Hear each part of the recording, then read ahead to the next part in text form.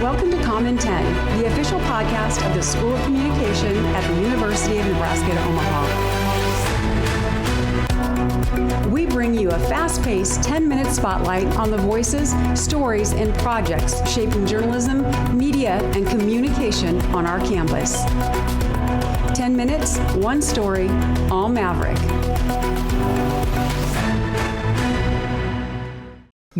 Welcome to Comm 10. I'm Dr. Heather Hundley. And I'm Dr. Adam Tima. Today with us, we have Morgann Gardner. Morgann is one of our alum from the undergraduate program. She was a JMC Emerging Media, Journalism and Media Communication Emerging Media student, and Outstanding Student of the Year for the, 25 absolutely. year. And we are now fortunate to have her in our graduate program. But today what we'd like to talk about, you might not know, is that Morgann Gardner is a former basketball player for the Mavericks. Yay. So welcome. Thank you. Thank you for having me. Appreciate you being here. So give us a little bit on your background, how you got into playing, how long you played, and what got you into basketball, what got you here? Mm-hmm. So I played basketball for 13 years, actually. I actually played basketball, volleyball. I did karate, softball, cheer for like 3 days. When they told me I was like coordinator, I was like, okay. I started Basketball it is. Right. I started basketball when I was 7, just like a little city league. And then I wanted to be more serious about it, so I got a personal trainer. He's the best. May he rest in peace, actually. Oh. I was with him for like 3 years, and then I started playing traveling basketball up until from when I was 12 years old to 17 years old. And that's when I was going to be like, I want to play college ball. Like, I think this is where I want to go.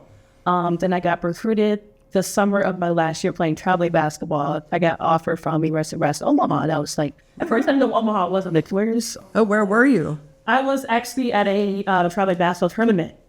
And I did my visit, because it was COVID at the time, so I couldn't have my official visit. But are you from... You're not from Omaha. No. Okay. I'm from Racine, Wisconsin. Okay, yeah. All right. I'm used to the Midwest. Yeah. The cold, the rain.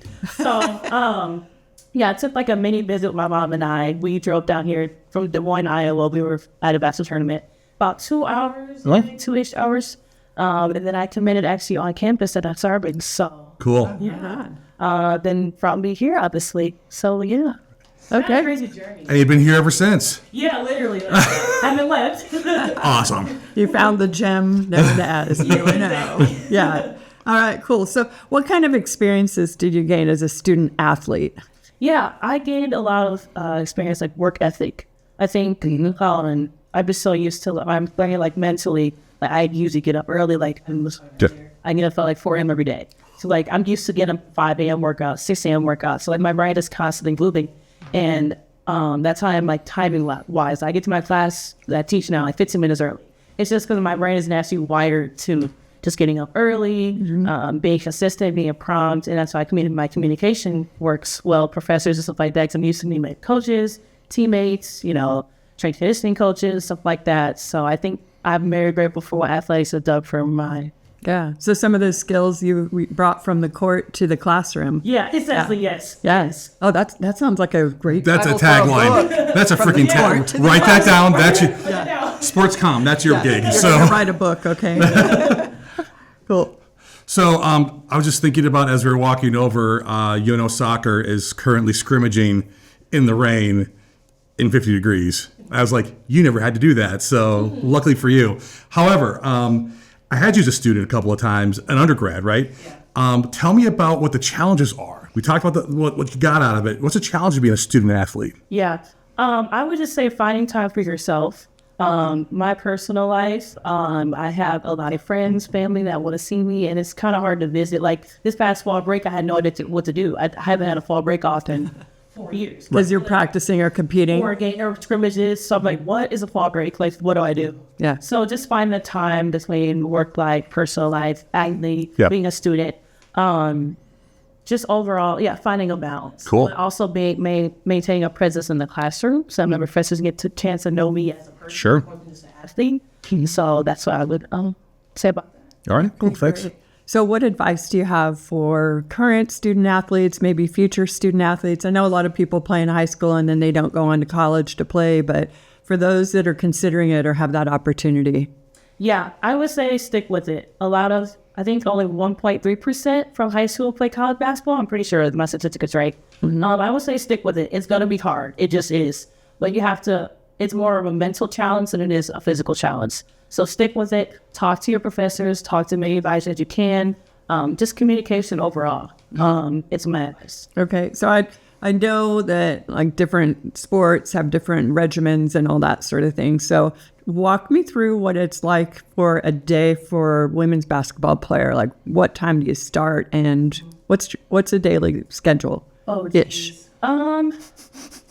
Let me just take you back to my sophomore year. So Wayback Machine. What is that? Wayback Machine. Oh, I know. Whoa. So I had a 5 a.m. on the court workout, followed by a 6 a.m. lift. This is with one of our assistant coaches at the time. And then I had, I think it was class from like the 8 to 10 block, I'm pretty sure. Then I would go back on the court for a mini workout around noon, 12:30-ish. And then we would have our team lift at 1 p.m., team workout at 2 p.m. This is when you have like 4 hours a week with our coaches. It's like a rule for NCAA. Sure. And this is an off season. And then after that, it depended on how my body would feel. I would go back on the court around maybe 5:36 for more shooting or just like mobility stuff. And then I would go home around like 7 or 8-ish, again. And do your homework then, I guess. You literally, yeah. Wow. Is this 5 days a week? For me, for the team, we did Monday, Tuesday, Thursday, Friday. We had Wednesday, Saturday, Sunday off. Wow. But I worked out every single day, and I took Sundays off. It's a lot of dedication. Yeah. So speaking of dedication, you've now transitioned from undergrad / sports to being a grad student and now teaching on campus as a grad student. Yeah. So how has one experience from one moved you to the other? At first, it was like a weird transition because like my professors are also my coworkers.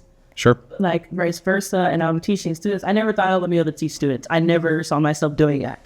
Honestly, going to the math program was like a last minute decision. Like I had no idea.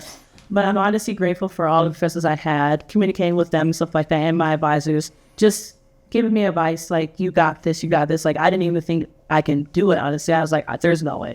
Like there's literally no way. But just like talking to my friends, my family and stuff like that, and they really having their support. Cool. And being more confident being any grad student and a professor. And how are you feeling now that you kind of brought up the fact you're teaching now. Have you had that moment where like 3 years ago, that was me in the seat in front of me? It actually hit me like 2 weeks ago. I think.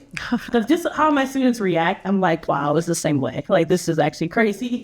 So, it's just kind of weird that I was just literally at their shoes and like months ago. Right. They just passed May. So it's like, whoa. But honestly, I'm just grateful for whatever come my way. Cool. Right on. Oh, do you have any thoughts going on? Yeah. We burned through our questions, sped through them. Yeah. No, I was just thinking, so the School of Communication is very supportive of athletics. We have a really great relationship with them. And you might not know of all of our connections of we had Allison Waken as a guest and she was on the cheer squad. And then Dr. Souter and I both do sports communication kind of research. And then Dr. Gant and one of our emeritus, Dr. Pickering, are big volleyball advocates and fans. And of course, we can't forget about Andrew Stem. I mean, you've got a former sports writer for the World Herald on campus. I was a season ticket holder forever for hockey. My story is I literally came to campus. My first week on contract, met with one of my other faculty members at the time. She said, my husband and I have season tickets to hockey. I was like, you guys got a hockey team here? I don't know. We got D1 hockey. I'm like, what? Yeah. Grew up in Minnesota, right? Surrounded by Mankato, St. Cloud, UMD, University of Minnesota, right? Former Gopher. I'm like, I should go find out about this. And tickets were dirt cheap. I bought a pair of tickets then. I had them until the third season at Baxter. I just held on to them, and I was like, at a certain point, I'm like, I kind of want my Friday and Saturdays to myself now. But I mean, the sports culture actually in our department is pretty impressive. I mean, Yeah. Yeah, it's nuts. And it's one of the top two majors that athletes pick. So Yep. you know, I've connected. John Rahm is a PGA player and world class, and Yeah. he was in the communication program at Arizona State University. But Yeah. we've had a lot of basketball, Yeah. softball, hockey players that Yeah. are majors in our school. Yeah, So, absolutely. yeah. Well, thank you so much for your time. We love having you here. So join us on our socials at UNO School of Communication. Love to see you on our social media. And that's our episode of Comm in 10. See ya. Thanks. All right. I will do it.